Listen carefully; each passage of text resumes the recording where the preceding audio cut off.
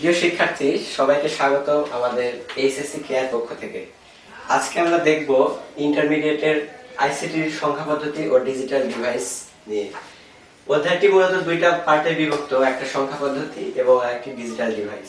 প্রথমে আমরা সংখ্যা পদ্ধতিটা দেখব, পরে ডিজিটাল ডিভাইস। সংখ্যা পদ্ধতি মানুষ অনেক আগে থেকে, প্রাচীনকাল থেকে বিভিন্ন ধরনের সংখ্যা পদ্ধতি ব্যবহার করে নিজেদের মধ্যে প্রয়োজন মিটিয়েছে। তো এটা মূলত যদি মোটা দাগে ভাগ করতে চাই তাহলে পজিশনাল সংখ্যা পদ্ধতি এবং নন পজিশনাল সংখ্যা পদ্ধতি। পজিশনাল সংখ্যা পদ্ধতির কিছু বৈশিষ্ট্য আছে, যেমন এই সংখ্যা পদ্ধতি মূলত 0 দিয়ে শুরু হবে, প্রথম ডিজিটটা। এর একটি বেস বা ভিত্তি থাকবে এবং একটি একক ডিজিটের মান হবে সর্বদা বেস অপেক্ষা কম। এই পদ্ধতির মূলত 4 ভাগে বিভক্ত, যেমন দশমিক সংখ্যা পদ্ধতি, যেটা আমরা সচরাচর ব্যবহার করে আসি আর কি।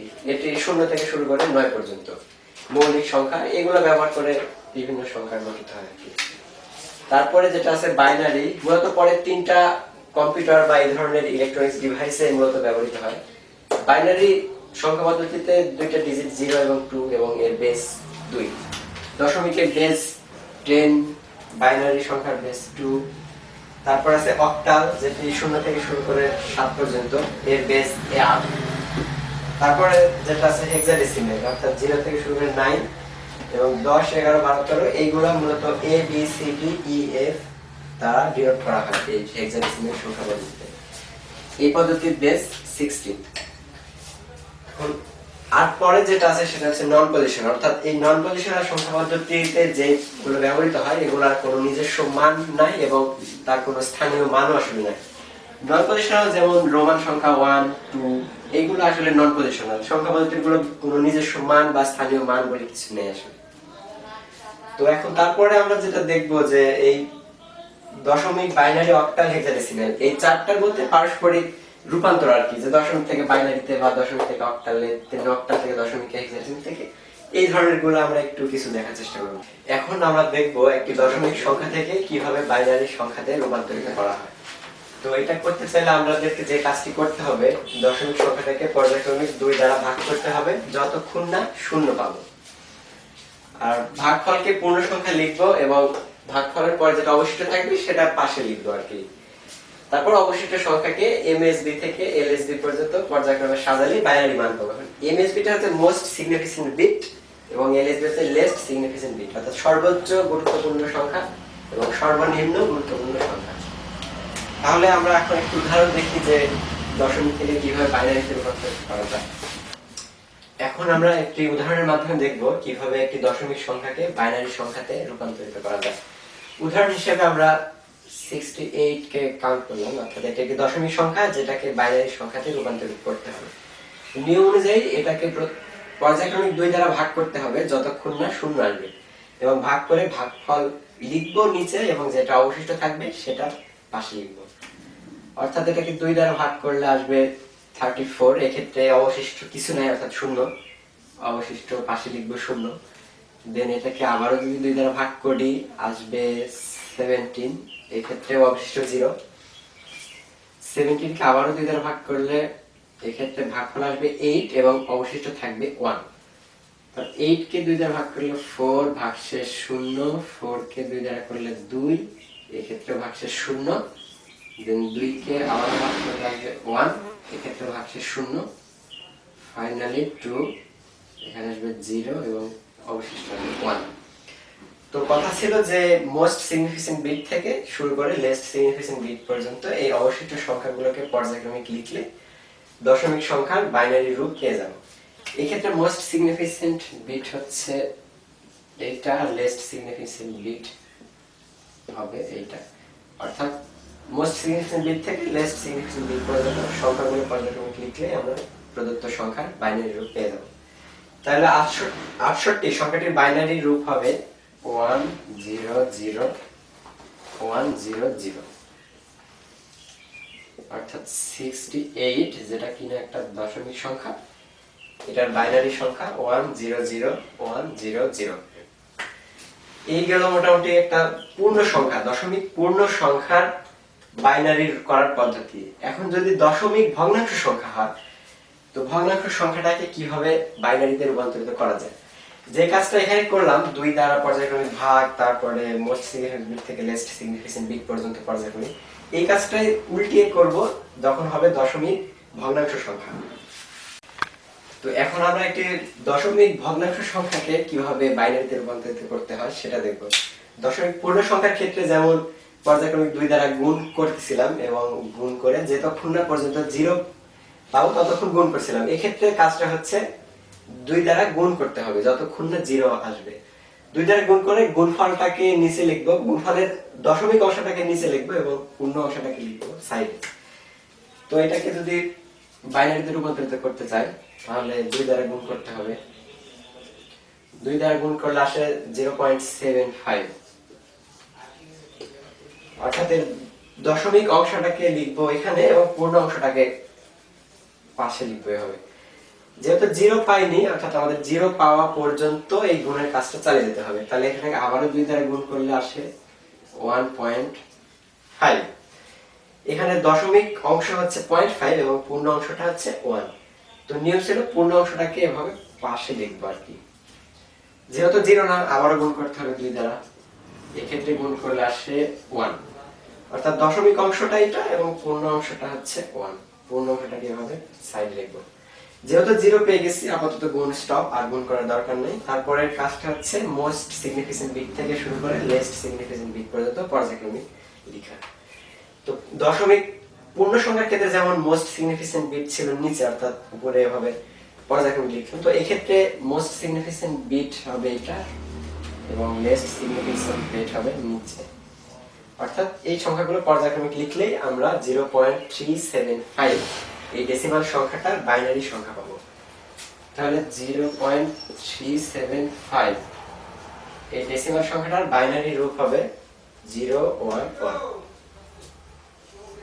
011 এখানে একটা বাইনারি সংখ্যা। তো এভাবে আমরা একটি দশমিক সংখ্যাকে, দশমিক পূর্ণ সংখ্যাকে এবং দশমিক ভগ্নাংশ সংখ্যাকে চাইলে বাইনারিতে রূপান্তরিত করতে পারি। আমরা দেখলাম দশমিক থেকে বাইনারিতে কিভাবে রূপান্তরিত করতে হয়। এখন দেখবো দশমিক সংখ্যাকে কিভাবে অক্টাল সংখ্যাতে রূপান্তরিত করতে হয়। দশমিক থেকে বাইনারিতে যে কাজটা করছিলাম, যে দশমিক পূর্ণ সংখ্যার ক্ষেত্রে পর্যায়ক্রমিক 2 দ্বারা ভাগ যে পর্যন্ত না 0 আসবে, এবং দশমিক ভগ্নাংশের ক্ষেত্রে 2 দ্বারা গুণ যে পর্যন্ত না 0 আসবে। ঠিক অক্টাল সংখ্যার ক্ষেত্রে যেটা হবে, অক্টালের বেস যেহেতু 8, এই ক্ষেত্রে যে কাজটা করব, বাইনারিতে যেটা 2 দ্বারা ভাগ করেছিলাম, এখানে অক্টাল করার ক্ষেত্রে সেই ভাগটা হবে 8 দিয়ে। এবং একইভাবে অক্টাল দশমিক ভগ্নাংশ সংখ্যাকে অক্টালে করতে গেলে আমাদের পর্যায়ক্রমিক 8 দ্বারা গুণ করতে হবে যে পর্যন্ত না 0 আসবে। সো 102 এখানে একটি দশমিক সংখ্যা, এটাকে যদি অক্টালে রূপান্তরিত করতে চাই তাহলে নিয়ম অনুযায়ী পর্যায়ক্রমিক অক্টালের বেস দ্বারা ভাগ করব। অক্টালের বেস যেহেতু 8, তো 8 দ্বারা পর্যায়ক্রমিক ভাগ করব যে পর্যন্ত না 0 আসবে। 8 দ্বারা 102 এর মধ্যে 8 যাবে 12 বার, 8 12 96, 8 12 96। তাহলে এক্ষেত্রে অবশিষ্ট থাকে 6, অবশিষ্ট থাকে 6। তারপর 12 আবারও 8 দ্বারা ভাগ যে পর্যন্ত না 0 পাবো। 12 ভিতরে 8 যাবে এখানে একবার, 8 একে 8, অবশিষ্ট থাকে এক্ষেত্রে 4। তারপর 1 এর ভিতর আবার 8 দ্বারা দিব, কিন্তু 1 এর ভিতরে যেহেতু 8 যাবে না, যে 0 বার যাবে এবং অবশিষ্ট থাকবে 1। তাহলে যথারীতি মোস্ট সিগনিফিকেন্ট বিট থেকে লেস্ট সিগনিফিকেন্ট বিট পর্যন্ত পর্যায়ক্রমিক লিখলে আমরা এই দশমিক সংখ্যা অক্টাল ফর্ম পেয়ে যাব। এক্ষেত্রে মোস্ট সিগনিফিকেন্ট বিট হবে এবং লেস্ট সিগনিফিকেন্ট বিট এটা। তাহলে এই সংখ্যাগুলোকে পর্যায়ক্রমিক লিখলেই আমরা 102 দশমিক সংখ্যাটির অক্টাল ফর্ম পেয়ে যাব। তাহলে 102 দশমিক সংখ্যা, এটার অক্টাল ফর্ম হবে 1। এই সংখ্যাগুলো পর্যায়ক্রমিক 1 4 6। এভাবে আমরা একটি দশমিক পূর্ণ সংখ্যাকে অক্টালে রূপান্তরিত করতে পারি। এরপর একটি দশমিক ভগ্নাংশ সংখ্যা অর্থাৎ 0.15 এই দশমিক সংখ্যাকে কিভাবে অক্টালে রূপান্তরিত করতে হয়। তো নিয়ম অনুযায়ী অক্টালের বেস দ্বারা আমরা পর্যায়ক্রমিক গুণ করব যে পর্যন্ত না 0 পাবো। দশমিক পূর্ণ সংখ্যার ক্ষেত্রে যেমন 8 দ্বারা পর্যায়ক্রমিক ভাগ ছিল, তো এই ক্ষেত্রে শুধু পার্থক্য হচ্ছে 8 দ্বারা, অর্থাৎ অক্টাল সংখ্যার বেস যেহেতু 8, তো 8 দ্বারা পর্যায়ক্রমিক গুণ করতে হবে। গুণ করে গুণফলের যেটা ভগ্নাংশ অংশ সেটা নিচে নিচে এবং পূর্ণ অংশটাকে আমরা পাশে লিখব। অর্থাৎ একে যদি 8 দ্বারা গুণ করি যেটা আসবে গুণফল 0.15 into 8 1.20 এক্ষেত্রে গুণফলের পূর্ণ সংখ্যা 1 এবং ভগ্নাংশ সংখ্যা 0.20। তো ভগ্নাংশ সংখ্যাটাকে শুধু এখানে লিখে 1টাকে আমরা এভাবে পাশে লিখব। দেন তারপর এটাকে আবারও 8 দ্বারা অর্থাৎ গুণটা কন্টিনিউ করে দেব। 8 দ্বারা এটা গুণ করা হবে 1.60।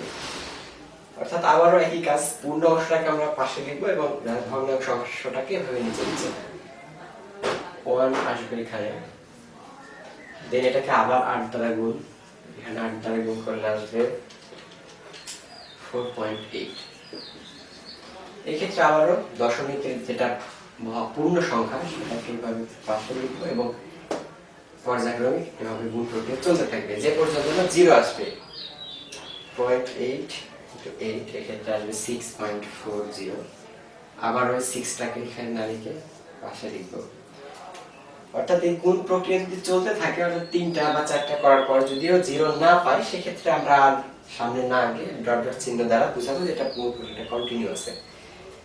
এখন MSB অর্থাৎ মোস্ট সিগনিফিকেন্ট বিট থেকে লেস্ট সিগনিফিকেন্ট বিট পর্যন্ত সংখ্যাগুলোকে পর্যায়ক্রমিক সাজালে আমরা উক্ত দশমিক ভগ্নাংশ সংখ্যার অক্টাল ফর্ম পেয়ে যাব। অর্থাৎ এই ক্ষেত্রে MSB মোস্ট সিগনিফিকেন্ট বিট হবে এইগুলো এবং এখান থেকে পর্যায়ক্রমিক সংখ্যাগুলোকে LSB পর্যন্ত সাজালে আমরা এই 0.15 সংখ্যাটির অক্টাল রূপ পেয়ে যাব। অর্থাৎ 0.15 দশমিক ভগ্নাংশ সংখ্যার অক্টাল ফর্ম হবে 1146। 1146 অক্টাল। এভাবে একটি দশমিক ভগ্নাংশ সংখ্যাকে অক্টাল সংখ্যায় রূপান্তরিত করা যায়। এখন দেখব দশমিক সংখ্যা থেকে কিভাবে হেক্সাডেসিমালে রূপান্তরিত করতে হয়। তো নিয়ম একটাই, অর্থাৎ তার বেস দ্বারা, যদি সেটা পূর্ণ সংখ্যা হয় তাহলে তার বেস দ্বারা পর্যায়ক্রমিক গুণ, আর যদি দশমিক সংখ্যা হয় মানে দশমিক ভগ্নাংশ সংখ্যা হয় তাহলে তার বেস দ্বারা ভাগ। এক্ষেত্রে একটা পূর্ণ সংখ্যা 379 যেটা একটা দশমিক, তাকে যদি হেক্সাডেসিমালে রূপান্তরিত করতে চাই তাহলে এটা কাজ হবে হেক্সাডেসিমালের বেস দ্বারা, অর্থাৎ এর বেস যেহেতু 16 দ্বারা আমরা পর্যায়ক্রমিক ভাগ করে দেব যতক্ষণ না 0 আসবে। তো 16 দ্বারা ভাগ করলে প্রথমে ভাগফল আসবে 23, এক্ষেত্রে অবশিষ্ট আসবে 11।